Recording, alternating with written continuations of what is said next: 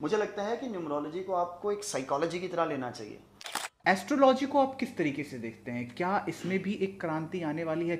आने वाले टाइम की सबसे बड़ी डिमांड बनने वाली है एस्ट्रोलॉजी एंड अकल्ट एजुकेशन का फील्ड। कई लोगों ने कहा है कि दक्षिण मुखी घर नहीं लेना चाहिए, कुछ लोगों का कहना है कि दक्षिण मुखी से अब कोई बात। आप क्या मानते हैं इसके बारे में?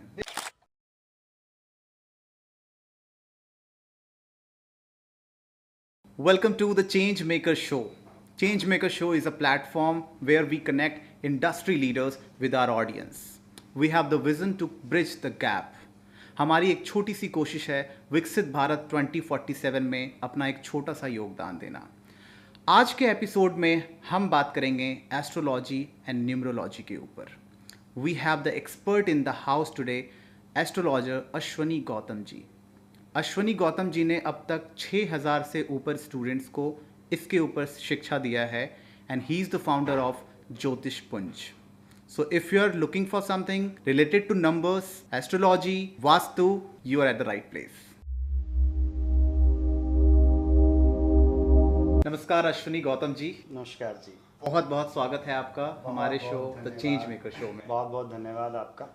और आपके जो दर्शक इस कार्यक्रम को आज देखेंगे उनको भी बहुत बहुत शुभकामनाएं हमारी। उनके लिए बहुत कुछ आज नया आने वाला है इस कार्यक्रम के माध्यम से। बिल्कुल। आज आप हमारे साथ जुड़े हैं तो बहुत सारी बातें होंगी एस्ट्रोलॉजी के ऊपर, न्यूमरोलॉजी के ऊपर। हमारे दर्शक बहुत कुछ जान पाएंगे आज इनसे रिलेटेड। अभी तक हम कॉर्पोरेट की बातें बहुत एपिसोड में कर चुके हैं, ये हमारे लिए बिल्कुल ही अलग एपिसोड होने जा रहा है और आपकी एक्सपर्टीज़ बहुत ज़्यादा है इसमें, तो मैं उम्मीद करता हूँ और आज हमारे ऑडियंस को बहुत कुछ मिलने वाला है।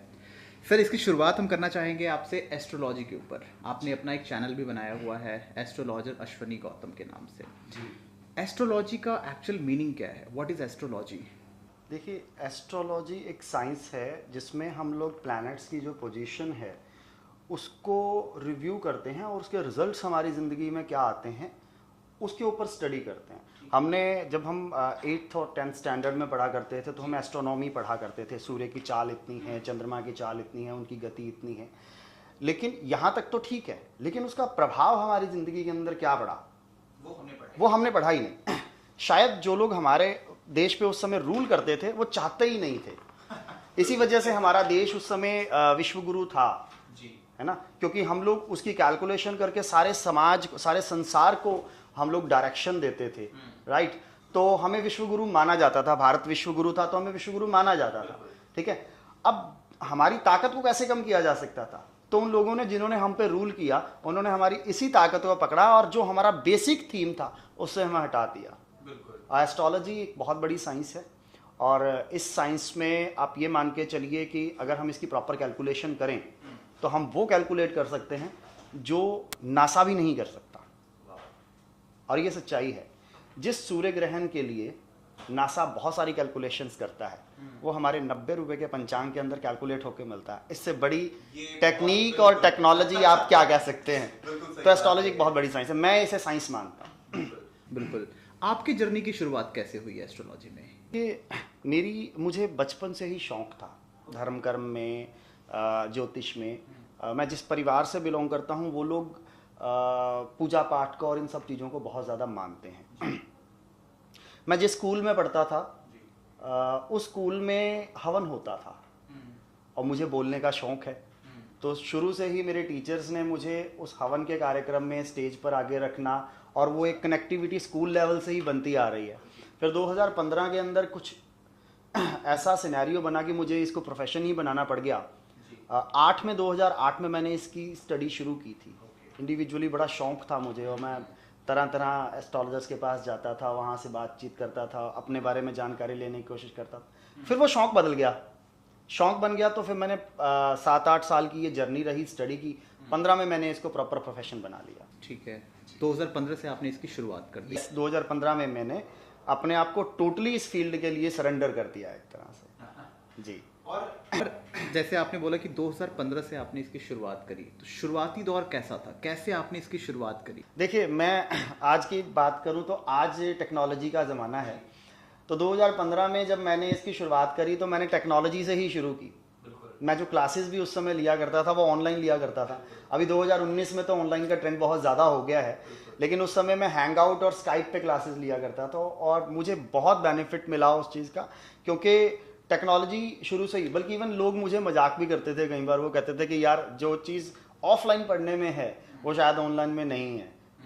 लेकिन अब आप देख सकते हैं कि ऑनलाइन का कितना ज़बरदस्त ट्रेंड आ चुका है कि लोग घर पे बैठ के पसंद करते हैं। तो बड़ा अच्छी जर्नी रही, लोगों ने बहुत अच्छा रिस्पॉन्स दिया, और ख़ासकर जब से हमने यूट्यूब चैनल बनाया उसके बाद से तो बहुत ही ज़्यादा अच्छा लोगों की तरफ से रिस्पॉन्स आया है। मैं अपने दर्शकों को एक बार बताना चाहूँगा, अश्वनी गौतम जी के 2 चैनल हैं अभी यूट्यूब पे, एस्ट्रोलॉजर अश्वनी गौतम के नाम से, जिनमें इनके पास अभी 35,000 सब्सक्राइबर ऑलरेडी हमने क्रॉस कर दिया है, और ज्योतिष पुंज टीवी करके एक और चैनल है जिसमें इन्होंने 6,000 अप्रॉक्स हमने रीच कर लिया है सब्सक्राइबर में। ज्योतिष पुंज के बारे में मैं एक बार अपने ऑडियंस को डिटेल में बताना चाहूँगा सर, कि आप बताएं ज्योतिष पुंज अभी किन किन चीज़ों पे काम कर रही है और ज्योतिष पुंज क्या है। ज्योतिष पुंज हमारी एक संस्था है जिसको हमने 2020 में बनाया था, तो अभी 4था साल ज्योतिष पुंज का चल रहा है। तो जब हमने ज्योतिष पुंज बनाया था तो ज्योतिष पुंज में हमने बहुत सारी एक्टिविटीज़, क्योंकि मैं एस्ट्रोलॉजी के फील्ड में हूँ, तो जब मैं एस्ट्रोलॉजी में उतरा तो मैंने देखा कि एस्ट्रोलॉजर्स को इस फील्ड में आकर किस किस चीज़ों का सामना करना पड़ता है। अच्छा, मेरा एक नेचर कुछ इस तरह का होता है कि मैं सबको साथ लेके चलने वालों में से हूँ। तो मैंने ऑब्जर्व किया कि अगर कोई एस्ट्रोलॉजी के फील्ड में उतरता है तो उसको सबसे ज़्यादा ज़रूरत क्या है, उन चीज़ों को थीम रखते हुए हमने ज्योतिष पुंज की स्थापना की। तो हमारी जो पहली कंपनी हमने बनाई थी ज्योतिष पुंज में, ज्योतिष पुंज ग्लोबल फाउंडेशन, जो कि एक सेक्शन 8 कंपनी है, एक फाउंडेशन के तौर पर काम करती है, एक एनजीओ के तौर पर काम करती है। इसमें हमने सबसे पहला जो थीम रखा, एस्ट्रोलॉजर्स का वेलफेयर। एक्चुअली एस्ट्रोलॉजी जो है एक अनऑर्गेनाइज्ड फील्ड है, इसको ऑर्गेनाइज करने की ज़रूरत है, यहाँ पर इकट्ठा होने की ज़रूरत है, एक प्लेटफॉर्म पर आने की ज़रूरत है, ताकि एक बुलंद आवाज़ से हम एस्ट्रोलॉजी के झंडे को उठा सकें। एस्ट्रोलॉजी के बारे में लोगों के बीच में मिथ बहुत ज़्यादा है, तो उसको क्लियर करना बहुत ज़रूरी है, इसलिए सबका इकट्ठा होना ज़रूरी है। तो ज्योतिष पुंज ग्लोबल फाउंडेशन ने एस्ट्रोलॉजर्स के लिए इवेंट्स किए, उनको इकट्ठा करने का काम किया, और लोगों को साथ लेकर हमने, एस्ट्रोलॉजर्स को साथ लेकर हमने ये एक प्लेटफॉर्म जो है वो तैयार किया। फिर उसके बाद हमने ज्योतिष पुंज टीवी लॉन्च किया, जो कि एक सोशल मीडिया प्लेटफॉर्म है हमारा। एस्ट्रोलॉजर्स जब बनते हैं तो उन्हें एक प्लेटफॉर्म चाहिए जहाँ पर वो अपने आप को प्रमोट कर सकें।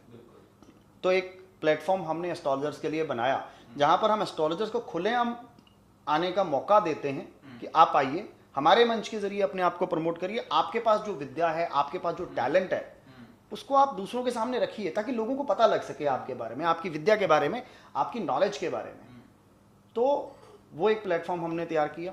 उसके बाद हमने, क्योंकि मैं एजुकेशन से ही रहा हूँ, मैंने टीच किया है एस्ट्रोलॉजी और न्यूमरोलॉजी, तो मैंने देखा क्यों ना इसको भी एक ऑर्गेनाइज कर दिया जाए। आज बहुत सारे लोग जो हैं वो अलग अलग तरह के कोर्सेज करते हैं, फ्यूचर ढूंढते हैं कि मैं फलाना कोर्स कर लूँ और मुझे फ्यूचर मिल जाएगा, या ये कोर्स कर लूँ तो फ्यूचर मिल जाएगा, जबकि एस्ट्रोलॉजी के फील्ड के अंदर बहुत अच्छा फ्यूचर है।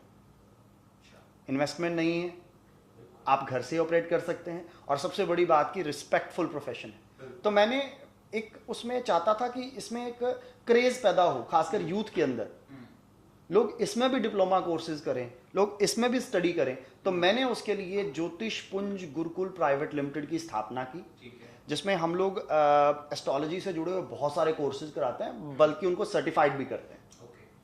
अभी हम लोग अपना फ्रेंचाइजी मॉडल भी लेकर आ रहे हैं। उसके बाद आप एस्ट्रोलॉजर्स को पढ़ा रहे हैं, आप उनको तैयार कर रहे हैं समाज के लिए, आगे का क्या, रेवेन्यू कहाँ से जनरेट होगा, काम कहाँ से आएगा। तो उसके लिए हमने एक ऐप लॉन्च की है, ज्योतिष पुंज ऐप।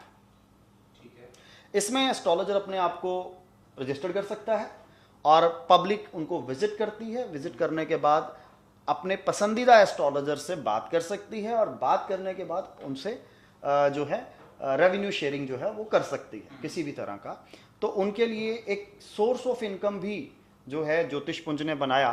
तो ये हमारे 4 प्रोजेक्ट हैं जो कि ज्योतिष पुंज इस समय लेकर चल रहा है, और हम टोटली समर्पित हैं ज्योतिष के प्रति, ज्योतिष से जुड़े हुए लोगों के प्रति, उनकी प्रमोशन के प्रति, और उनको एक अच्छा मंच, एक अच्छा सपोर्ट सिस्टम जो है वो ज्योतिष पुंज की तरफ से प्रोवाइड किया गया है।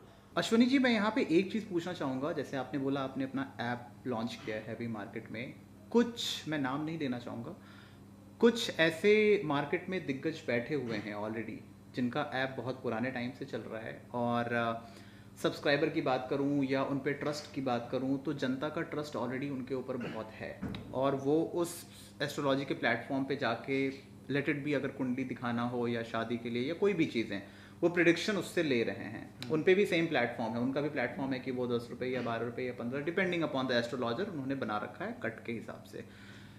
आपके एप्लीकेशन में और उनके एप्लीकेशन में कोई चेंज है? देखिए, चीज़ें लगभग सेम होती हैं। ठीक है, आप सर्विसेज कैसी देते हैं उस चीज़ के ऊपर डिपेंड करता है। हमारा ऐप नया है, समय तो देखिए लगता है, बिल्कुल समय लगता है, लेकिन हम किसी को अपना कॉम्पिटिटर नहीं मानते। हम सिर्फ ये कोशिश करते हैं कि हम अपनी तरफ से बेस्ट सर्विसेज, चाहे वो पब्लिक है चाहे वो एस्ट्रोलॉजर है, हम अपनी तरफ से बेस्ट सर्विसेज देंगे। हमारा कोई कॉम्पिटिटर नहीं है। समय लगेगा, कोई प्रॉब्लम नहीं, उसमें कोई दिक्कत नहीं है किसी भी तरह की, लेकिन अपनी तरफ से हमने बेस्ट चीज़ बनाई है और बेस्ट टू बेस्ट सर्विसेज देने की हम लोग पूरी कोशिश कर रहे हैं। इसमें मैं एक और मिथ कह लें इसको, या फिर डार्क रियलिटी कह लूँ मैं, इस फील्ड की। कुछ टाइम पहले 2-3 ऐसे वीडियोस डाले गए हैं यूट्यूब पे एस्ट्रोलॉजी से रिलेटेड इन ब्रांड के ऊपर, जिसमें ये दिखाया गया है, लोगों ने एक्सपोज किया है इस चीज़ को कि कोई यूपीएससी की तैयारी कर रहे स्टूडेंट को भी उन्होंने एस्ट्रोलॉजर प्लेटफॉर्म पे ले लिया है, और जब वो फ़ोन पे कन्वर्सेशन कर रहे हैं तो उस कन्वर्सेशन में पाया गया है, एंड ऑफ द कॉल, अंतिम कॉल में उन्होंने ये क्लियर किया है कि नहीं, मैं एस्ट्रोलॉजर नहीं हूँ, मैं यूपीएससी की तैयारी कर रहा हूँ और ये मेरा पार्ट टाइम जॉब है। ऐसी कुछ घटनाएं हैं जो मार्केट को चौंका देती हैं और एक बहुत बड़ा सच लेके भी सामने आती हैं। इन चीज़ों को आप किस हद तक, किस तरीके से देखना चाहेंगे? क्योंकि एक भरोसा है जनता का, जैसे मान लीजिए मैं हूँ, आप हैं, हमने किसी पे बहुत भरोसा किया, और when it comes to astrology जब आती है तो वहाँ ट्रस्ट और ज़्यादा बढ़ जाता है, क्योंकि ज़रूर हम आप पे भरोसा कर रहे हैं, तभी हमारी एक कोशिश है कि हम आपके टच में अपनी परेशानियाँ लेकर आ रहे हैं। उस कंडीशन में जब कोई बहुत बड़ा नाम, एक बहुत अच्छा नाम जो आपका मार्केट में बन चुका है, अगर वो ऐसे कोई कैंडिडेट जिसको एक्सपोज किया जा रहा है मार्केट में, इसके बारे में आप कुछ बताएं। देखिए, 2 चीज़ें होती हैं। पहली कि आप एस्ट्रोलॉजी को सिर्फ एक पैसा कमाने का जरिया बनाकर चल रहे हैं, और दूसरी कि आप वाकई में ज्योतिष की सेवा करते हैं। ज्योतिषपुंज, मैं किसी और के बारे में नहीं कहूँगा, मैं ज्योतिषपुंज के बारे में बात करूँगा। ज्योतिषपुंज तो सेवा के लिए उतरा है। तो कोई भी ऐसा एस्ट्रोलॉजर जो सर्टिफाइड नहीं है या जिसे नॉलेज नहीं है, वो हमारे प्लेटफॉर्म पे तो आपको नहीं मिलेगा, क्योंकि बकायदा इंटरव्यूज होंगे, बकायदा उसको टेस्ट किया जाएगा। बिकॉज हम लोग आईटी सेक्टर से नहीं है, हम खुद एस्ट्रोलॉजर्स हैं, तो हम पहले वेरीफाई करते हैं वो जिस पर्सन को हम लोग लोगों की सेवा के लिए ला रहे हैं, क्या वाकई में वो सेवा करने के लायक है। अगर वो है तो वो हमारे प्लेटफॉर्म पे आपको मिलेगा, अगर नहीं है तो हमारी तरफ से पहले रिजेक्शन हो जाती है। हाँ, पैसा कमाने के लिए कोई भी जरिया, क्योंकि आपको पता है एस्ट्रोलॉजी एक ऐसा फील्ड है जिसमें सबसे ज़्यादा आज के टाइम में पैसा माना गया है। तो बहुत सारी आईटी कंपनीज लगा लीजिए या बहुत सारे ऐसे लोग लगा लीजिए, किसी पर्टिकुलर का नाम हम नहीं लेंगे क्योंकि हमारा कोई किसी से कोई वो नहीं है, लोग करते हैं, करते भी होंगे जैसा कि आपने एग्जांपल दिया उसका, लेकिन हमारे प्लेटफॉर्म पे ऐसा नहीं है। बिकॉज हम प्रॉपर सेवा करने के पर्पज से उतरे। हमारा टारगेट, जैसे मैंने आपको शुरू में ही बताया, कि एस्ट्रोलॉजी के फील्ड की सेवा करना है, एस्ट्रोलॉजर्स के लिए एक प्लेटफॉर्म तैयार करना है, ताकि हमारी ये विद्या कहीं लुप्त ना हो जाए। आज अगर एस्ट्रोलॉजर को इनकम नहीं आएगी ना, तो वो दूसरे प्रोफेशन में जाएगा ही जाएगा। और अगर एस्ट्रोलॉजर्स नहीं होंगे तो हमें जिंदगी की सही डायरेक्शन कौन देगा? फिर लोग इसको पार्ट टाइम करेंगे, राइट? तो जब इसको लोग पार्ट टाइम करेंगे तो नेचुरल सी बात है कि उनका थीम पैसा कमाना होगा, ना कि इसमें प्रॉपर तरीके से सर्व करना होगा। तो अगर वाकई में इसको एक अच्छा फील्ड बनाना है तो नेचुरल सी बात है कि एस्ट्रोलॉजर्स के लिए रेवेन्यू मॉडल होना ही चाहिए, जिसकी मैं बात हमेशा करता हूँ। तो हम तो इस चीज़ का बहुत खास ख्याल रखते हैं कि कोई भी ऐसा व्यक्ति जिसको नॉलेज नहीं है, जो सर्टिफाइड नहीं है, या जो हमारी टेस्ट एलिजिबिलिटीज पे खरा नहीं उतरता, हम उसको अपने प्लेटफॉर्म पे ना लेके आए। एस्ट्रोलॉजी की जब हम बात करते हैं, एस्ट्रोलॉजी में हमारे पास मिथ या मिसकंसेप्शन की मैं बात करूं, बहुत ज़्यादा है मार्केट में। कुछ ऐसी कहानी, क्योंकि आपने इतना लंबा समय बिताया है इसमें और आपने इस लेवल पे इसको उठाया है मार्केट में, कुछ ऐसी कहानी या कुछ ऐसा मिथ जो आप हमारे व्यूअर्स के साथ शेयर करना चाहो, जो आपकी ज़िंदगी में ऐसी कोई जर्नी हो किसी के साथ ऐसा एक्सपीरियंस? बहुत सारे एक्सपीरियंसेस रहे हैं जी। मैं शुरू से एक बात कहता रहा हूँ कि एस्ट्रोलॉजर जो होता है ना, वो एक आपकी ज़िंदगी के रूट को स्टडी करने वाला इंसान होता है। वो आपका एक सलाहकार है। लोग अक्सर एस्ट्रोलॉजर को भगवान मान लेते हैं। ये सबसे बड़ी गलती जो है वो रहती है, और बहुत सारे एस्ट्रोलॉजर्स अपने आप को भगवान शो करने की कोशिश भी करते हैं, जो कि गलत है। ज़रूरी नहीं होता कि हम जो आज कैलकुलेशन करते हैं वो बिल्कुल सही हो, ऐसा नहीं होता है, क्योंकि मैं भी इंसान हूँ और इसको स्टडी करने वाला भी इंसान है। एस्ट्रोलॉजी या आप जो भी जन्म कुंडली दिखाते हैं, जो नंबरों से आप कैलकुलेट करते हैं, वो एक नक्शा है, वो गलत नहीं है। उसको स्टडी करने वाला गलत हो सकता है, उसकी कैलकुलेशन में गलती हो सकती है, क्योंकि वो इंसान है। और अगर किसी की कैलकुलेशन गलत हो गई तो इसका मतलब ये नहीं है कि ज्योतिष गलत हो गई। मिथ ये भी आता है कि ज्योतिष गलत है, बहुत बड़ा है, लेकिन ज्योतिष बिल्कुल भी गलत नहीं है। वो एक कैलकुलेशन है, एक सटीक कैलकुलेशन है। अब उसकी सटीकता को हम किस लेवल पर जाकर कैलकुलेट करते हैं, वो बहुत बड़ा इशू है। तो ये पर्सन टू पर्सन वैरी करता है। मेरे साथ बहुत सारे ऐसे इंसिडेंट हुए हैं जब लोग ये कहते हैं कि जी ऐसे हो गया, ऐसा नहीं था, ऐसे हो गया। मैं उनको साफ कहते भाई, कोई इंसान भगवान नहीं होता है। वो आप कैलकुलेट कर पा रहे हैं, उसकी कैलकुलेशन में गलती भी हो सकती है। हो सकता है कि आप जब मेरे पास कैलकुलेशन करने के लिए आए, मैं पता नहीं किस और ख्यालों में बैठा हूं, मैं वो कैलकुलेशन ना कर सकूं। तो दोनों ही चीजें हैं। आप इसको मिथ मानिए, आप इसको साइंस मानिए, जो मर्जी मानिए, लेकिन ये बहुत सटीक है। अगर कहीं गलती होती है तो कैलकुलेट करने वाले की गलती है, एस्ट्रोलॉजी की कोई गलती नहीं है इसमें। अश्वनी जी, आपने न्यूमरोलॉजी में काफ़ी काम कर रखा है, और आपके काफ़ी कितने स्टूडेंट, आपने लगभग कितने स्टूडेंट को अब तक? पिछले 10 साल में लगभग 5,500 स्टूडेंट्स के आसपास मैंने पढ़ाया है, और 10 साल की जर्नी है। और न्यूमरोलॉजी मेरी स्पेशलाइजेशन है। नंबरों के साथ खेलना मुझे बहुत अच्छा लगता है। अभी नई नई रिसर्चेज मैं नंबरों को लेकर कर रहा हूँ, जैसे एस्ट्रोलॉजी और न्यूमरोलॉजी कैलकुलेशंस आपस में कैसे काम करती हैं। तो बहुत सारी चीज़ें हैं जिस पे मैं कैलकुलेशन सभी कर रहा हूँ, दिमाग लगा रहा हूँ इस चीज़ के ऊपर।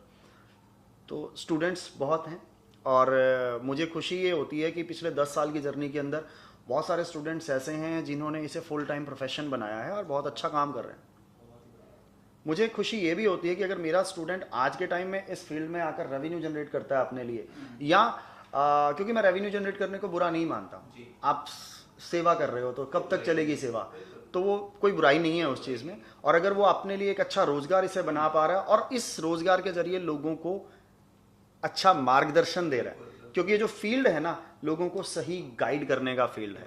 तो अगर इसमें कोई इसको अपना प्रोफेशन बनाता है, तो मुझे लगता है कि ये एक बहुत बड़ा विषय आ जाता है।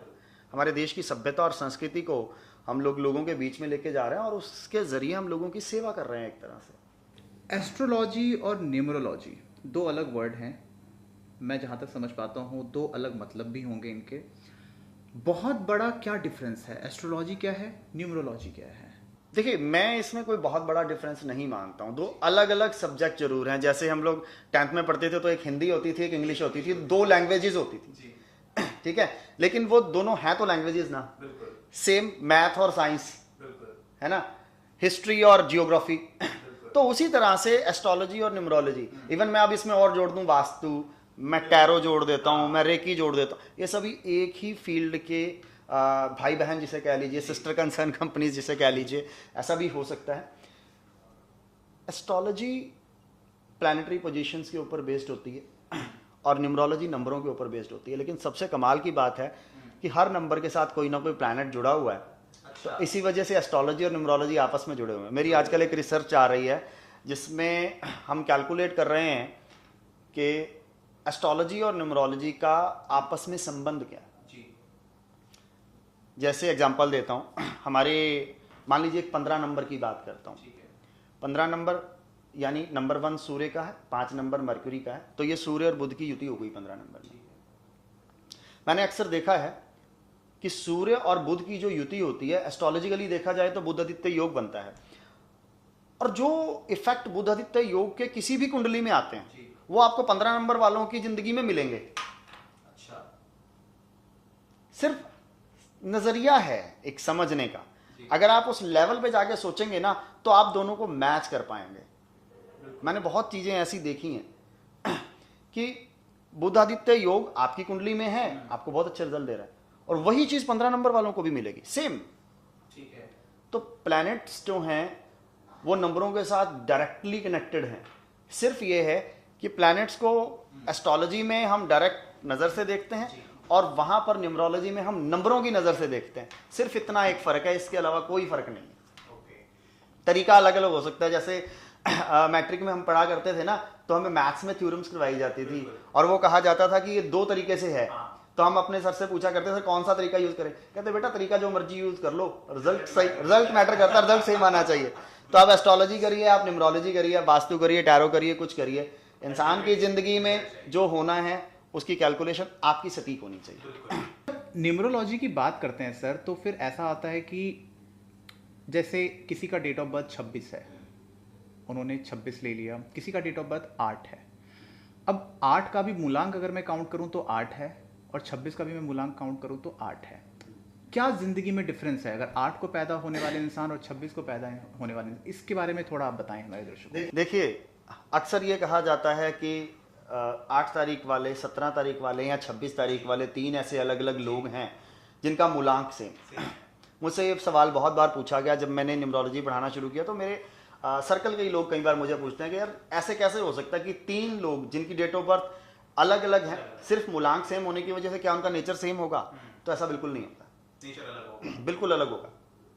इसकी कैलकुलेशन करनी पड़ेगी। देखिए, 8 नंबर का एक बेसिक नेचर है, वो तीनों में मिलेगा आपको, लेकिन 17 में और 26 में बहुत बड़ा डिफरेंस है। क्यों? क्योंकि वो जो 8 बना है ना, वो 1 और 7 के कॉम्बिनेशन से मिलकर बना है, और उन दोनों का वो अलग वैल्यू अलग अलग है। 8 डायरेक्ट बना है शनि से और 17 बना है सूर्य और केतु से मिलकर शनि। अच्छा, इसमें फर्क है। 26 मिला है चंद्रमा और शुक्र से मिलकर शनि, तो फर्क है। तो जब हम कैलकुलेट करते हैं तो 8 के नेचर को बिल्कुल अलग तरीके से कैलकुलेट करेंगे, 17 को बिल्कुल अलग तरीके से कैलकुलेट करेंगे और 26 को बिल्कुल अलग तरीके से कैलकुलेट करेंगे, लेकिन मूलांक तीनों का सेम रहेगा। तीनों के basic nature, basic trait same रहेंगे, लेकिन 17 और 26 का अलग अलग इंपैक्ट उनकी जिंदगी में बहुत सारे डिफरेंसेस क्रिएट कर देता है। तो एक बहुत बड़ा कैलकुलेशन है ये। अगर आप इसको सही तरीके से सीखें न्यूमरोलॉजी को, तो ये कैलकुलेशन अगर आपको आ जाती है तो आपको बहुत अच्छे तरीके से एक इंसान, मुझे लगता है कि न्यूमरोलॉजी को आपको एक साइकोलॉजी की तरह लेना चाहिए। आपकी मेंटालिटी क्या है, आपका बिहेवियर क्या है, आप कैसा सोच सकते हैं, कैसा कहाँ तक आपका दिमाग जा सकता है, ये सारी कैलकुलेशन न्यूमरोलॉजी में होती है, वो भी नंबरों से होती है। इवन जो नंबर आप अपनी जिंदगी में यूज कर रहे हैं किसी भी तरीके से, वो भी आपकी जिंदगी में एक बहुत बड़ा रोल प्ले करते हैं, वो भी आपकी साइकोलॉजी को इफेक्ट डालते हैं। इसलिए मैं न्यूमरोलॉजी को सिर्फ न्यूमरोलॉजी नहीं लेता हूं, मैं न्यूमरोलॉजी को साइकोलॉजी की तरह लेके चलता हूं। ये आपकी सोच को प्रभावित करते हैं नंबर। मैं बात करता हूं सर नंबर्स की, तो एक बहुत ही कॉमन नंबर जो हर किसी की ज़िंदगी के साथ है, हमारे ऑडियंस के साथ भी है, date of birth. Date of birth में हम दिन, महीना और साल को काउंट करके चलते हैं। जैसे मान लीजिए किसी का डेट ऑफ बर्थ हो गया 26/8/1995 या कोई भी ईयर ले लिया। इसमें किन नंबर्स की क्या वैल्यूएशन होती है, और एज आप न्यूमरोलॉजी एक्सपर्ट हैं, इसको आप किस तरीके से देखते हैं और कैसे इनकी कैलकुलेशन आप प्रेडिक्ट करते हैं? दिन के हिसाब से, महीने के हिसाब से, या कंबाइंड? देखिए, 2 चीज़ें बहुत इंपॉर्टेंट रोल प्ले करती हैं हर एक डेट ऑफ बर्थ के अकॉर्डिंग। पहली कैलकुलेशन क्या होती है कि आपकी डेट क्या है। आपकी जो डेट होती है वो आपकी साइकोलॉजी होती है। बेसिकली आप कैसे सोचते हैं, क्या आपका रवैया है, क्या आपका व्यवहार है, आपकी थॉट प्रोसेस कैसी है, आप कहाँ किस लेवल तक सोच सकते हैं, वो सिर्फ आपकी डेट है। इसको आप मूलांक भी बोलते हैं, फेस नंबर भी बोलते हैं और ड्राइवर नंबर भी बोलते हैं, अलग अलग नामों से जाना जाता है। बेसिकली ये आपकी साइकोलॉजी को रिप्रेजेंट करता है। लेकिन अगर आप अपनी डेट ऑफ बर्थ का जो पूरा है, जिसमें डेट भी आ गई, आपका मंथ भी आ गया, आपका ईयर भी हो गया, तीनों का अगर आप टोटल कर देते हैं तो वो आपकी डेस्टिनी बन जाती है। आपकी इसको हम भाग्यांक बोल देते हैं, ठीक है। अब इन दोनों के बीच में डिफरेंस क्या है वो हमें सोचना होगा, वो हमें समझना होगा। आपकी डेट आपकी साइकोलॉजी है, आपकी सोच है, पर कोई जरूरी नहीं है कि आपकी जिंदगी में वो हो जो आपकी सोच है। एक इंसान आईएएस ऑफिसर बनना चाहता है, लेकिन वो एस्ट्रोलॉजर बन जाता है। क्यों? क्योंकि उसकी डेस्टिनी उसको अलाउ नहीं कर रही है ना। तो जो डेस्टिनी है उसका एक बहुत बड़ा रोल है, साइकोलॉजी है उसका एक अपना रोल है। साइकोलॉजी ने आपकी सोच को रखना है। अब सोच क्या हो वो हर नंबर के ऊपर डिपेंड करता है, लेकिन होगा वही जो आपकी डेस्टिनी आपसे करवाएगी जिंदगी के अंदर। इसमें मंथ का भी एक बहुत बड़ा रोल रहता है, कौन से महीने में पैदा हुए, हर महीने का अपना एक ट्रेट है, वो आपके बेसिक नेचर में आ जाता है। तो पहली बात कि आपकी साइकोलॉजी और आपकी डेस्टिनी का आपस में कंपैटिबल होना बहुत जरूरी है। अगर आप सही ट्रैक पे जाना चाहते हैं, अगर ये कंपैटिबल हैं आपस में, तो जो आप सोचते हैं वो आपकी डेस्टिनी आपको उस तरह से लेके जा सकती है। अगर ये कंपैटिबल नहीं है तो आपकी लाइफ में हर्डल्स होंगे, क्योंकि आप सोचेंगे कुछ और परमात्मा आपसे कुछ और करवाएगा, है ना।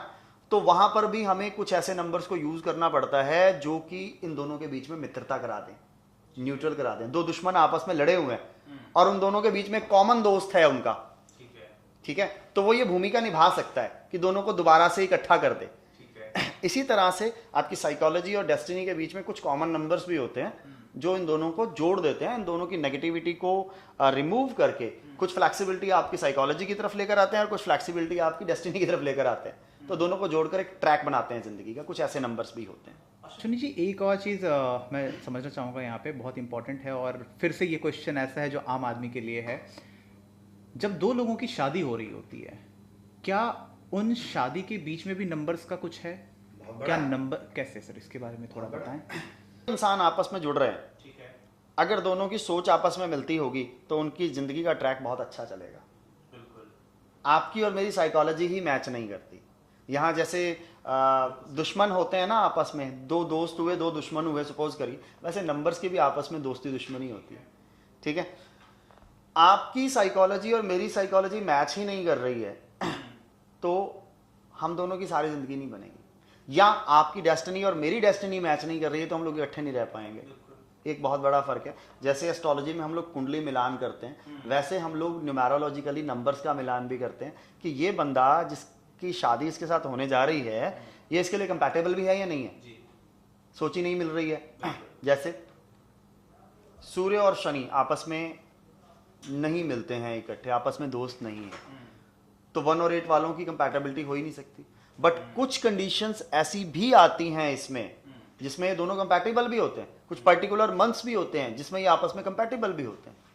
तो वो सिनेरियोज भी हमें देखना होगा। तो कंपैटिबिलिटीज तो मैच करना बहुत जरूरी होता है। और नंबरों से आप दोनों की सोच को, अब एस्ट्रोलॉजिकली जब हम गुण मिलान करते हैं ना, तो 36 में से इतने गुण मिल गए, वो क्या है, वो बेसिकली उन दोनों के गुण, धर्म और सोच को मिलाने की बात हो रही है, ठीक है।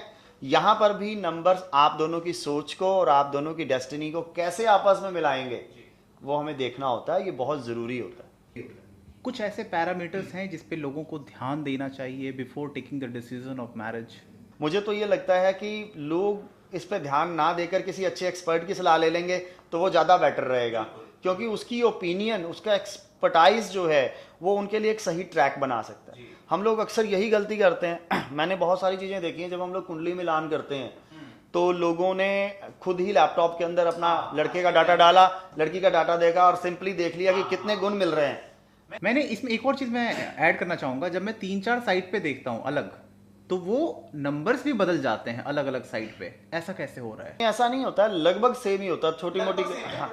छोटी मोटी कैलकुलेशंस में फर्क हो सकता है हर सॉफ्टवेयर की अलग में, लेकिन जो मुद्दा आ रहा है कि हम कुंडली मिलान कर लेते हैं क्योंकि हमने लैपटॉप में दोनों का डाटा डाल दिया, देखा कि 36 में से 28 गुण मिल रहे हैं, 29 गुण मिल रहे हैं, तो बहुत अच्छी कुंडली मिलती है, और बाद में पता लगा जी 6 महीने में दोनों का डिवोर्स हो गया।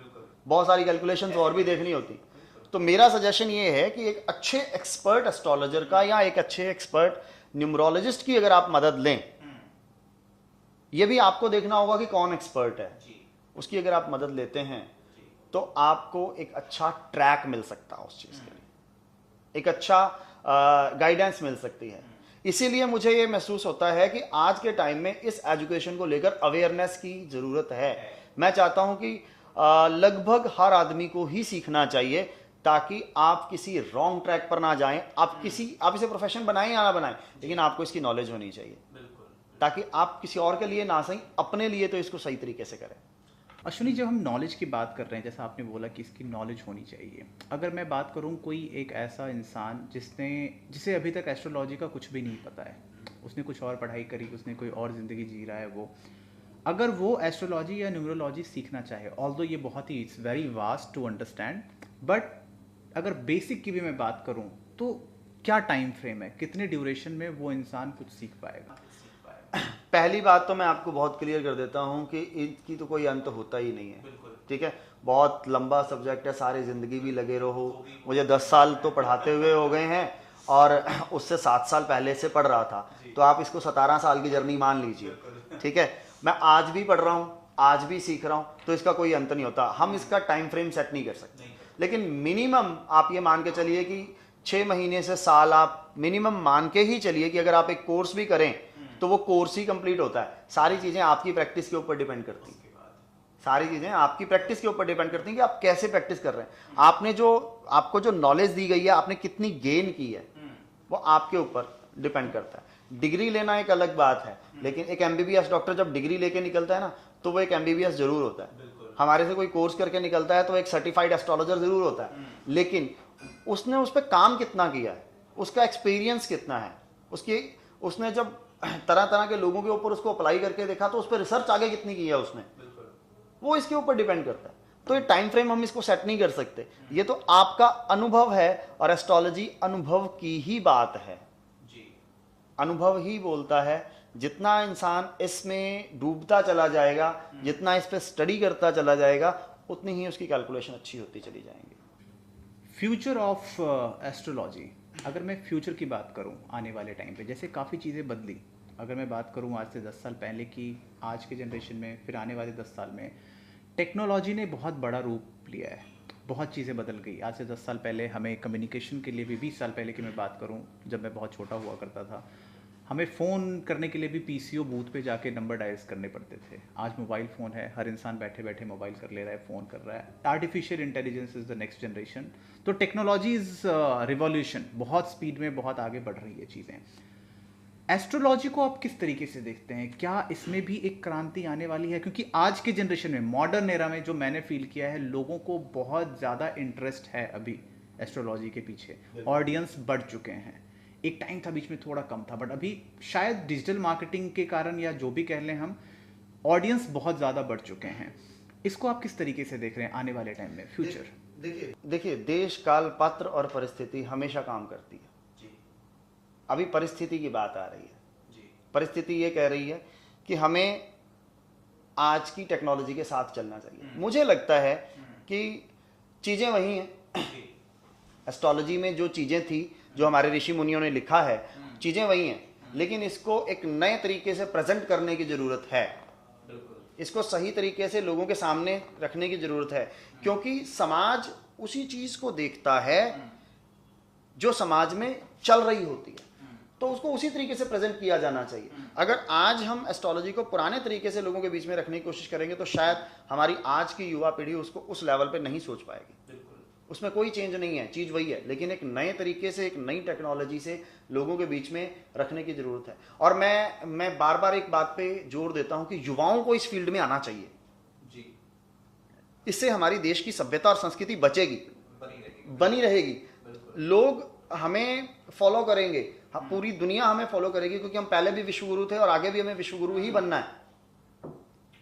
ठीक है, तो जब तक युवा इसके साथ नहीं जुड़ेगा ना, तब तक ये ग्रोथ नहीं करेगा। पुरानी जनरेशन के जो लोग हैं वो कब तक इसको खींचेंगे? तो युवाओं को जोड़ने के लिए हमें टेक्नोलॉजी को जोड़ना ही पड़ेगा। टेक्नोलॉजी के साथ अगर इसको प्रेजेंट किया जाएगा, चीज वही है, एक नए तरीके से प्रेजेंट करने की जरूरत है। तो प्रेजेंट अगर इसको किया जाता है तो एक रेवोल्यूशन वाकई में ही इसमें आने वाला है, और आने वाले टाइम की सबसे बड़ी डिमांड बनने वाली है एस्ट्रोलॉजी एंड अकल्ट एजुकेशन का फील्ड। वास्तु पे आपसे एक क्वेश्चन पूछना चाहूँगा, क्योंकि कई बार मैंने इंस्टाग्राम पे भी देखे हैं, रील्स में भी, और कई ऑडियंस के भी ये क्वेश्चन होते हैं। जब वास्तु की बात होती है तो घर हो, ऑफिस हो, मकान हो, किसी भी चीज़ों पे घर के मेन गेट, मुख्य द्वार का बहुत बड़ा मायने रखता है वो। कई लोगों ने कहा है कि दक्षिण मुखी घर नहीं लेना चाहिए, कुछ लोगों का कहना है कि दक्षिण मुखी से अब कोई बात नहीं, ये एक मिथ है। कुछ लोग बताते हैं पुराने ज़माने की कहानियाँ, इनको रिलेट किया जा रहा है, 2-3 अलग अलग लोगों ने बताया। आप क्या मानते हैं इसके बारे में? देखिए, मैं एक चीज़ मानता हूँ कि हर चीज़ एक साइंटिफिक तरीके से ली जानी चाहिए जी। दक्षिण मुखी मकान बहुत सारे लोगों को नहीं फलता है, लेकिन बहुत सारे लोग ऐसे भी हैं जो दक्षिण मुखी मकान में ग्रो करते हैं, क्योंकि जो एनर्जी होती है ना वो साउथ से आती है हमेशा। ठीक है, तो इवन मेरा घर खुद का दक्षिण मुखी मकान है और मेरे फादर को दक्षिण मुखी मकान हमेशा फलता है। अच्छा। मेरे फादर ने हमेशा पैसा जनरेट किया है जब वो दक्षिण मुखी मकान में रहते हैं। तो मैं इसको मिथ नहीं मान सकता, मैं एक प्रॉपर कैलकुलेशन मानता हूँ। बहुत सारे लोग एस्ट्रोलॉजिकली हमें ये बात कंफर्म होती है कि इसको दक्षिण मुखी मकान में रहना चाहिए या नहीं रहना चाहिए। ठीक है, तो सबके लिए ये बात लागू नहीं होती कि दक्षिण मुखी मकान खराब है। बहुत सारे लोगों के लिए दक्षिण पैसा देता है, तो हम इसे खराब नहीं कह सकते। अब बिजनेस के पॉइंट ऑफ व्यू से देखा जाए तो दक्षिण दिशा का जो ऑफिस है या दक्षिण दिशा की जो दुकान है वो हमेशा चलती है जी, बिल्कुल। लेकिन हाँ लेकिन दक्षिण की अगर मैं बात करूं तो इसको आप कौन सी डायरेक्शन आपके लिए शूट कर रही है नहीं कर रही है, एस्ट्रोलॉजिकली अपनी डायरेक्शन चेक करवा के ही उसको करें तो वो ज्यादा आपके लिए फ्रूटफुल रहेगा। अब वास्तु की अगर आप बात करें तो मैं आपको एक बात बताता हूं कि ये भी एक साइंटिफिक रीजन है। पुराने समय में यह कहा जाता था कि पूर्वमुखी मकान आपको लेने चाहिए। क्यों लेने चाहिए? उसका एक रीजन है। पूर्व दिशा से सूर्य का उदय होता है, ठीक है, उसकी जो पहली किरण है वो आपके घर पे आपके आंगन में पड़ती है। ठीक है, तो हर चीज का एक साइंटिफिक रीजन है। वास्तु भी एक बहुत बड़ी साइंस है। इसकी अगर आप प्रॉपर कैलकुलेशन करवा के उसको एस्ट्रोलॉजी से कनेक्ट करवा के अगर आप वास्तु की कैलकुलेशन करवाते हैं तो आप उस अकॉर्डिंग मकान बनवाइए, आपको हमेशा फलेगा। अब ये थंब रूल अगर लगा दिया जाए कि दक्षिण मुखी मकान सबके लिए ही गलत है तो ऐसा मैं तो नहीं मानता हूं इस चीज को। मैं दक्षिण मुखी मकान में रहता हूं, मेरी फैमिली दक्षिण मुखी मकान में रहती है, हम लोग खुश हैं, कोई कमी नहीं है परमात्मा की दया से, हमें फलता है। हमने भी बहुत लोगों को देखा है वो दक्षिण मुखी में रह रहे हैं और उनका बहुत अच्छा व्यापार भी बहुत अच्छा जा रहा है और वो खुद भी बहुत अच्छा ग्रो कर रहे हैं। ऐसा कुछ भी नहीं है, ऐसा कुछ हर देखिए देश काल पात्र और परिस्थिति की बात फिर यहाँ आ जाती है, सबके लिए अलग अलग, तो उसको कैलकुलेट करवा लीजिए, वो आपको पता लग जाएगा कि कौन सी जगह आपके लिए फ्रूटफुल है और कौन सी। तो ये थंब रूल नहीं माना जा सकता इस चीज। कुंडली की बात करते हैं सर थोड़ी सी। जब कुंडली की हम बात करते हैं आज के टाइम पे तो बहुत ही ज़्यादा ट्रेंड में है, हर लोग कुंडली मिला रहे हैं। हर लोग आज के टाइम पे जब से इंटरनेट पे आ चुकी हैं चीज़ें, वो लोग जिन्हें कुछ आइडिया नहीं है वो भी कुंडली, जैसा आपने बताया अभी कि वो जाके अपनी डेट ऑफ बर्थ डाला, अपनी डिटेल्स डाली और कुंडली निकल के आ जाता है। कुंडली में घर का, कुंडली में घर होते हैं जो आप अभी बताएंगे ऑडियंस को, घर का और उस घर में मूलांक का, नंबर्स का क्या है योग, कैसे उसको डिसाइड करते हैं? देखिए बहुत सही बात आपने पूछी। कुंडली में 12 घर होते हैं, ठीक है, उसके अंदर जो नंबर लिखे होते हैं वो मूलांक नहीं है। पहली बात तो मैं बताऊं, वो राशियों का सीक्वेंस है। मूलांक का संबंध न्यूमरोलॉजी है, तो एस्ट्रोलॉजी में मूलांक से कोई लेना देना नहीं है, किसी भी डिफरेंट हो जाता है, लेकिन वो राशियों का सीक्वेंस है। अब यहां पर क्या होता है कि हमारी जो जन्म कुंडली के अंदर 12 हाउसेस होते हैं, ये आपके जिंदगी के अलग अलग पहलुओं को दिखाते हैं। जैसे फर्स्ट हाउस आपकी बॉडी को दिखाता है, सेकंड हाउस जो है वो आपकी फैमिली को दिखाता है या आपकी सेविंग्स को दिखाता है, थर्ड हाउस आपके एफर्ट्स को दिखाता है, फोर्थ आपकी लग्जरीज को या आपकी मदर को दिखाता है, फिफ्थ आपके रिलेशनशिप्स को दिखाता है या आपके एजुकेशन को दिखाता है, सिक्स्थ आपके एनिमीज को, या आप ये कहिए कि आपके जो मेडिकल इश्यूज हैं उनको दिखाता है, सेवंथ आपका लाइफ पार्टनर है, आठवां जो घर है, 8th हाउस जो है वो आपकी आयु है, 9th आपका लक भी है, आपके फादर भी हैं, 10th आपका प्रोफेशन है, 11th आपकी इनकम है और 12th आपके जो हैं एक्सपेंसेस हैं। तो ये हमारी ज़िंदगी में जितनी भी प्रॉब्लम्स आती हैं ना, उनको 12 अलग अलग कैटेगरी में बांट दिया। वो 12 हाउसेस जो होते हैं, 12 घर जिसे आप बोल रहे हैं, वो हमारी ज़िंदगी के अलग अलग पहलुओं से जुड़े हुए हैं। अब वो पहलू को देखेगा कौन? उसके अंदर जो वो राशियां घूम रही हैं, उन राशियों के स्वामी, उनका डिपार्टमेंट वो होता है। जैसे सपोज करिए आपके लगन के अंदर सपोज करिए 9 नंबर है, ठीक है, या आपके 5वें भाव में 9 नंबर है, एग्जाम्पल कुछ भी ले सकते हैं। अब 9 नंबर मीन राशि आती है, ठीक, सॉरी धनु राशि आती है, राइट, ये फिक्स्ड है, सीरीज बनी हुई 9 नंबर धनु राशि आती है। अब 9 नंबर धनु राशि आती है तो धनु राशि के जो लॉर्ड है वो जुपिटर है। अब आपको जिंदगी में कोई प्रॉब्लम आ जाए, सपोज करिए आपको किसी सेक्रेटरीट में जाना है और आपका कोई काम अड़ा हुआ है, तो आप क्या करेंगे, उस सेक्रेटरीट में उस काम से रिलेटेड, आप काम के लिए कहाँ जा रहे हैं, सेक्रेटरीट में जा रहे हैं, वो घर हो गया, ठीक है। उस काम से रिलेटेड आपका जो वो पर्सन जो डिजाइंड है उसके लिए, डेजिग्नेटेड है उसके लिए, उससे जाकर मिलेंगे। अब आपको पहले वो पता करना होगा कि वो पर्सन है कौन, किससे मिलना है। तो इसी तरह से हर हाउस का एक काम फिक्स्ड है, ठीक है। उस घर में बैठी हुई राशि और उसका लॉर्ड वो पर्सन है जिससे आपको मिलना है। अब 5वें घर में अगर धनु राशि है तो संतान भाव का घर है, संतान की बात हो रही है, किसी इंसान को संतान नहीं हो रही, तो इसके लिए आपको किसको देखना है, आपको जुपिटर को देखना है, धनु राशि के लॉर्ड को देखना है। तो वहां पर जो राशियां हैं और उनके लॉर्ड हैं, उनका अलग अलग डिपार्टमेंट है, वो इस तरह की कैलकुलेशंस होती हैं। हाउसेज आर फिक्स, लेकिन उसके अंदर राशिज जो हैं वो रोटेट होती रहती हैं। तो हर राशि के लिए, हर लगन के लिए डिपार्टमेंट्स बदल जाते हैं। डिपार्टमेंट वही है, उनके उसके जो ऑफिसर्स हैं या उनके जो प्लैनेट्स हैं वो चेंज हो जाते हैं। तो अलग अलग चीज़ों के लिए अलग अलग कैलकुलेशंस इस तरह से हम लोग लेते हैं इसको। बहुत कमाल का ज्ञान आज प्राप्त हो रहा है सर आपसे बात करके बहुत कुछ सीखने को मिल रही है हमें, और डेफिनेटली हमारे ऑडियंस को भी बहुत कुछ समझ में आ रही होंगी। न्यूमरोलॉजी या फिर एस्ट्रोलॉजी की जब हम बात करते हैं तो ये बहुत ही लंबा टॉपिक है, बहुत, आप तो कई इवेंट भी आपने करवाए हैं इसके ऊपर।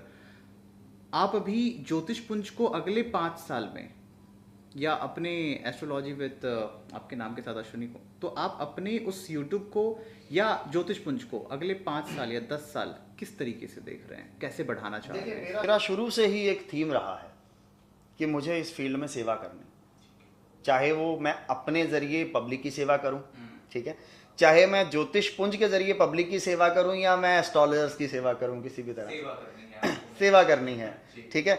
मैं चाहता हूं कि ज्योतिष पुंज एक ऐसा प्लेटफॉर्म बने, इंडिया के एक ऐसा प्लेटफॉर्म बने जहां पर हर एस्ट्रोलॉजर्स को आगे बढ़ने का मौका मिले, उनको हम कुछ ऐसे टेक्निक्स और चीज़ों से जोड़ सकें ताकि वो ग्रो करे, क्योंकि मैं चाहता हूं कि ये फील्ड बहुत ऊंचाई को छूना चाहिए। कारण क्या है कि यही एक ऐसा फील्ड है जो सही समय पर सही लोगों को मार्गदर्शन दे सकता है।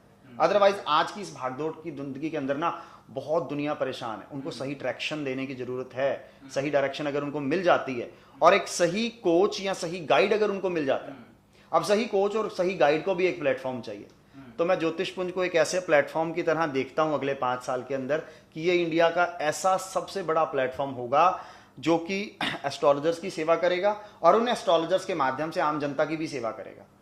तो मेरा जो थीम है वो बहुत क्लियर है, मुझे सेवा करनी है, चाहे मैं अपने नाम के साथ करूं, चाहे मैं ज्योतिष पुंज के साथ करूं, एस्ट्रोलॉजर्स की सेवा करूं और एस्ट्रोलॉजर्स के जरिए हम पब्लिक की सेवा कर सकें। कमाल का काम आप कर रहे हैं सर, और जिस सेवा भावना की मन से आप कर रहे हैं वो एक कमाल की चीज़ है, जो हम लोग उस चीज़ के लिए डेफिनेटली हमारे ऑडियंस भी आपको धन्यवाद कहेंगे हमेशा ही इस चीज़ के लिए।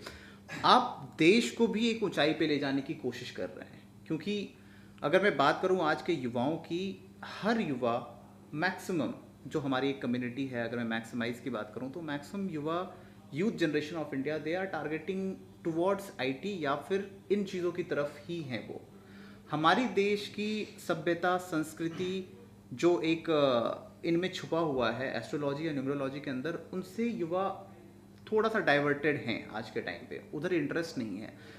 इन रिटर्न अगर मैं करियर की बात करूं, करियर मुझे एस्ट्रोलॉजी और न्यूमरोलॉजी में ज़्यादा अच्छा समझ आता है। मैं संस्कृत की ही अगर लैंग्वेज की सिर्फ बात करूं, संस्कृत एक ऐसा लैंग्वेज है जिसमें अभी के टाइम पे बहुत से कॉलेजेस में प्रोफेसर्स नहीं मिल पा रहे हैं, लेकिन लोगों ने उसको पढ़ना कम कर दिया है। रैदर लोग आज के टाइम पे 4 लाख के तादाद में इंजीनियरिंग करके निकल रहे हैं और जॉबलेस अभी भी घूम रहे हैं मार्केट में। इस चीज़ को किस तरीके से हम बढ़ा सकते हैं, और एस्ट्रोलॉजी या न्यूमरोलॉजी की मैं बात करूं इस पूरे सब्जेक्ट की, किस तरीके से ये कल की युवा पीढ़ी को बहुत अच्छा बना सकता है? देखिए, आज जो ट्रेंड है ना वो टेक्नोलॉजी का है, लोग टेक्नोलॉजी की तरफ भाग रहे हैं। आपने बोला कि इंजीनियरिंग में 10-10 लाख लोग हर साल निकल जाते हैं पूरे इंडिया से। जब तक हम टेक्नोलॉजी को नहीं पकड़ेंगे हम इसे नहीं बचा पाएंगे, क्योंकि आज का युवा उसको उसी नज़रिए से देखता है। हमें उसकी सोच को पकड़ना होगा कि युवा की सोच आज क्या कहती है। तो हमें टेक्नोलॉजिकली इस फील्ड को लोगों के सामने प्रेजेंट करना होगा। चीज़ वही है, चीज़ सबको पता है, बहुत बढ़िया है, नॉलेज वही है, सबको पता है कि नॉलेज बहुत बढ़िया है। आज अगर युवा को नौकरी नहीं मिलती तो वो जाता कहाँ है? ज्योतिषी के पास ही जाता है। बिल्कुल जाता वो भी ज्योतिषी के पास ही है। उसको पता है कि यही हमें सही मार्गदर्शन देगा। इसी की बात अगर हम कहें तो ये जो कहेगा हमें उसी को फॉलो करना है। बिल्कुल ठीक है। तो सबसे बड़ी बात कि जब हमें पता है कि हमारा ज्योतिषी ही हमें सही मार्गदर्शन देगा, सही ट्रैक देगा, ठीक है, लेकिन उस वो ज्योतिषी होना भी तो चाहिए ना। अगर लोग सारे इसी तरफ कन्वर्ट हो गए तो आपको सही मार्गदर्शन कौन देगा? इस बात को हमारे युवाओं को भी समझना पड़ेगा कि आज के टाइम में 150 करोड़ की पॉपुलेशन और एस्ट्रोलॉजर्स नाम मात्र, कितनी बड़ी पब्लिक है। और आज के टाइम में हर इंसान बहुत परेशान है, उनको सही ट्रैक देने की जरूरत है, सही डायरेक्शन देने की जरूरत है। बस इसको सही तरीके से हमें प्रेजेंट कैसे करना है, लोगों के बीच में कैसे लेके आना है, यही थीम लेकर तो हमने ज्योतिषपुंज बनाया है। हम युवाओं के हम कॉलेजेस में जाते हैं। मैंने अभी रिसेंटली 4 सितंबर को पिछले साल कुरुक्षेत्र यूनिवर्सिटी के फिलॉसफी डिपार्टमेंट के अंदर मैंने एक वर्कशॉप ली, जिसमें मैंने साइकोलॉजिकली उनको समझाने की ये कोशिश की है कि आपके नंबर्स आपके ऊपर किस तरह से इफेक्ट करते हैं जी। और लोगों को ये बात समझ भी आती है। तो जब हमारे जैसे लोगों को इनिशिएट करना पड़ेगा कि हम सही तरीके से लोगों को गाइड करें इस फील्ड में आने के लिए, उन्हें बताएं कि जिस हिसाब से आप टेक्नोलॉजी के साथ जुड़ रहे हैं, अगर आप इस फील्ड के साथ भी जुड़ते हैं तो भी आपको जो है बहुत अच्छा सोर्स बन। सबसे बड़ी बात मैं आपको बताना चाहता हूं, सभ्यता हमारी, बिल्कुल ठीक है, कल्चर हमारा, बिल्कुल और हम ही इससे अलग हो गए। बिल्कुल जबकि फॉरेन के अंदर इन विषयों पर रिसर्च की जाती है। हाँ बिल्कुल मैं आपको एग्जांपल देता हूं। आज हम ये कहते हैं कि टैरो कार्ड्स जी। बहुत ट्रेंडिंग में है आजकल। टैरो कार्ड्स हाँ, ये कहा जाता है कि 1860 के आसपास ये यूरोप से आए थे कहीं से, ठीक है। लेकिन अगर ये 1860 में ही इसकी जन्म हुई है तो जो हमारे देश के अंदर 1860 से पहले तोता कार्ड निकालता था, वो क्या था? वो क्या था?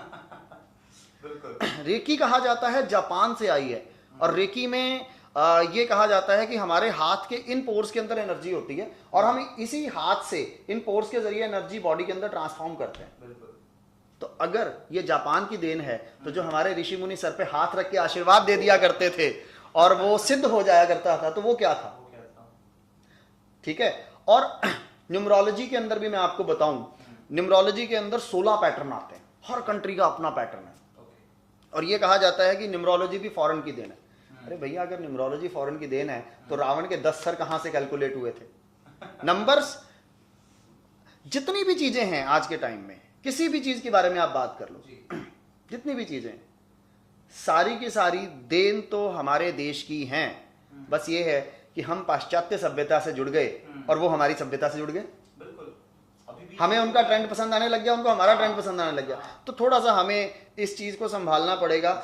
हमारी युवा पीढ़ी को एक नई एडवांस टेक्नोलॉजी के साथ इसको प्रेजेंट करना पड़ेगा ताकि हमारी युवा पीढ़ी इसके साथ जुड़े और समझे हमारे देश की सभ्यता क्या है, हमारे देश का कल्चर क्या है। और हम विश्वगुरु थे, आज भी हैं और आने वाले समय में भी रहेंगे।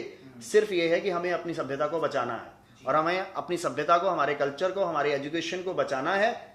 इसीलिए हमें एस्ट्रोलॉजी और न्यूमरोलॉजी के फील्ड से जुड़ना है, जुड़ना पड़ेगा। बिल्कुल जुड़ना पड़ेगा। और मैं आपको एक बात बताऊं, आज आप जितने मर्जी कोर्सेज कर लीजिए, बहुत मारामारी है इस समय जॉब्स को लेकर और बहुत सारी चीजें हैं, लेकिन अगर आप इस फील्ड में आते हैं तो मुझे ये लगता है कि आपको पैसा भी मिलेगा, ठीक है, आपको रिस्पेक्ट भी मिलेगा। क्योंकि जब आप दिल से किसी की समस्या का समाधान करेंगे ना, तो वो आपको पैसा और रिस्पेक्ट के साथ दुआ भी देगा, आपको एक तरह से आशीर्वाद भी देगा। और परमात्मा भी ये देखता है कि आपने किसी की मदद की है, आपने किसी की भलाई की है, आपने किसी की मदद की है, आपने किसी को रास्ता दिखाया है ना। तो इस फील्ड को समझने की जरूरत है। इस फील्ड में सिर्फ पैसा ही नहीं है, इसमें नाम भी है और इसमें गॉड की, ऊपर वाले की ब्लेसिंग्स भी हैं।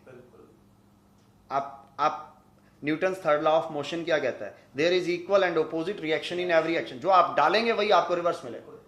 तो करिए भलाई, लोगों का मार्गदर्शन कीजिए, देखिए आपके साथ जिंदगी में कितना अच्छा होता है। और इससे बढ़िया प्रोफेशन मैंने बहुत सारे काम अपनी ज़िंदगी के अंदर किए हैं, लेकिन जब से मैं इस फील्ड के अंदर आया हूँ मैं सेटिस्फाइड हूँ। मैं एक पीस ऑफ माइंड की ज़िंदगी जीता हूँ। लोगों के लिए लोग कितना फेथ करते हैं हम लोगों के पास। जब भी ज़रा सी भी प्रॉब्लम उनकी ज़िंदगी में आती है फटाफट से फ़ोन मिलाते हैं कि सर हमें ये प्रॉब्लम आ गई। तो परमात्मा ने तो हमें चुना है ना इस चीज़ के लिए कि हम लोगों को गाइड कर सकें।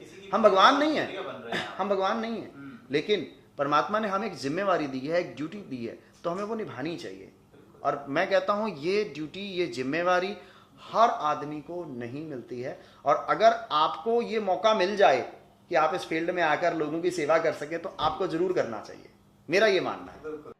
बहुत बहुत धन्यवाद सर, आप हमारे साथ जुड़े आज।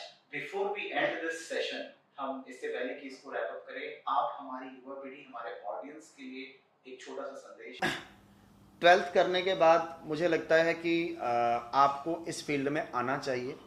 ठीक है, बहुत सारी ऑर्गेनाइजेशंस इसके एजुकेशन में, जैसे कि हमने बताया कि हम ज्योतिष पुंज गुरुकुल भी लेकर आ चुके हैं, हम भी इसके एजुकेशन में उतर चुके हैं।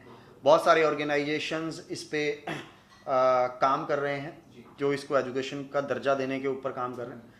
और अभी तो आपको शायद पता नहीं है, एक नेशनल एजुकेशन पॉलिसी आई है भारत सरकार की नई, उसमें क्लियर किया गया है। इवन कुरुक्षेत्र यूनिवर्सिटी के अंदर, मैं कुरुक्षेत्र से ही बिलोंग करता हूँ, तो कुरुक्षेत्र यूनिवर्सिटी के अंदर भी मेरी बात हो रही थी किसी से, तो स्किल एनहेंसमेंट कोर्स के तौर पर या वोकेशनल कोर्सेज के तौर पर अब ये कोर्सेज बहुत सारी यूनिवर्सिटीज़ के अंदर आने शुरू हो चुके हैं। और बहुत सारी यूनिवर्सिटीज़ ऐसे भी हैं जिनके अंदर एक ज्योतिष विभाग भी बना दिया गया है जहाँ पर ज्योतिष की प्रॉपर पढ़ाई की जाती है।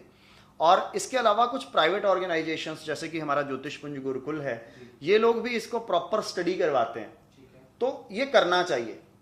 आप जॉब की संभावनाएं चाहे जहां मर्जी तलाश कीजिए, लेकिन मैं आपको फिर ये गारंटी दे रहा हूं कि ये एक ऐसा स्किल है जो आपको कभी भूखा नहीं मरने देगा, क्योंकि हुनर हमेशा काम आता है और ये एक बहुत बड़ा हुनर है, बहुत बड़ा हुनर है, बहुत अच्छी नॉलेज वाला हुनर है। इस हुनर को सीखने के बाद, इस चीज़ को सीखने के बाद, इस विद्या को हासिल करने के बाद आप लोगों की सेवा करके अपने लिए एक बहुत अच्छा रोजगार, अपने लिए एक बहुत अच्छा प्रोफेशन जो है वो आप बना सकते हैं। बहुत बहुत धन्यवाद सर, आप हमारे साथ जुड़े आज। Before we end this session, हम इससे पहले कि इसको रैप अप करें, आप हमारी युवा पीढ़ी, हमारे ऑडियंस के लिए एक छोटा सा संदेश क्या आप कुछ देना चाहेंगे? मैं सबको, दर्शकों को यही कहना चाहूँगा कि ये फील्ड बहुत शानदार है और हमारे देश की सभ्यता और संस्कृति से जुड़ा हुआ है। सबको इसके साथ जुड़ना चाहिए, इसकी प्रॉपर एजुकेशन लेनी चाहिए, ताकि हमारे समाज में एस्ट्रोलॉजी को लेकर या अकल्ट एजुकेशन को लेकर जो मिथ हैं वो ना हो सकें, इसकी प्रॉपर जानकारी लोगों को हो। तो इसके कोर्सेज को ज्वाइन कीजिए, इसको प्रॉपर तरीके से सीखिए। नहीं आप प्रोफेशन बनाना चाहते मत बनाइए, लेकिन मैं आपको ये गारंटी ज़रूर देना चाहूँगा कि इसको सीखने के बाद आप अपनी ज़िंदगी के अंदर बहुत सारे चेंजेस खुद ही लेके आ सकते हैं। तो समाज में एक सही डायरेक्शन की, सही मार्गदर्शन की ज़रूरत है, लोगों को सही जानकारी देने की ज़रूरत है। दुनिया बहुत परेशान है, अच्छे गाइड्स की और अच्छे कोचेस की ज़रूरत है जो लोगों की साइकोलॉजी पे काम करते हुए लोगों को उनकी प्रॉब्लम से निकलने में उनकी मदद करें। तो ये एक बहुत बड़ी संभावना, क्योंकि जैसे ही हमारी भागदौड़ भरी ज़िंदगी है तो ये इस समय बहुत ज़्यादा परेशानी वाला समय लोगों के लिए चल रहा है ना। न्यूमेरोलॉजिकली तो नंबर 2 का साल चल रहा है, तो नंबर 2 तो वैसे ही बहुत स्ट्रेस देता है। तो बहुत परेशानी वाली स्थिति भागदौड़ भरी ज़िंदगी में हो रही है। सही गाइड और सही कोच समाज को प्रॉब्लम से निकालने में मदद कर सकती हैं, और वो सही गाइड और वो सही कोच आप सब भी हो सकते हैं। तो इसे करियर के तौर पे चूज़ करिए। मुझे उम्मीद है कि आपके लिए एक बहुत अच्छी करियर की संभावनाएं आपको जो हैं वो यहाँ पर मिलेंगी। बहुत बहुत धन्यवाद आपका इस शो में आने के लिए सर, बहुत सारी बातें यहाँ पर बुलाने के लिए बहुत बहुत धन्यवाद, बहुत सारी बातें यहाँ पर बुलाने के लिए। और आपके इस एपिसोड के माध्यम से हम पूरी कोशिश करेंगे कि आगे भी जो कुछ हमारे पास है देने के लिए हम ज़रूर दे पाएँ। बहुत बहुत धन्यवाद।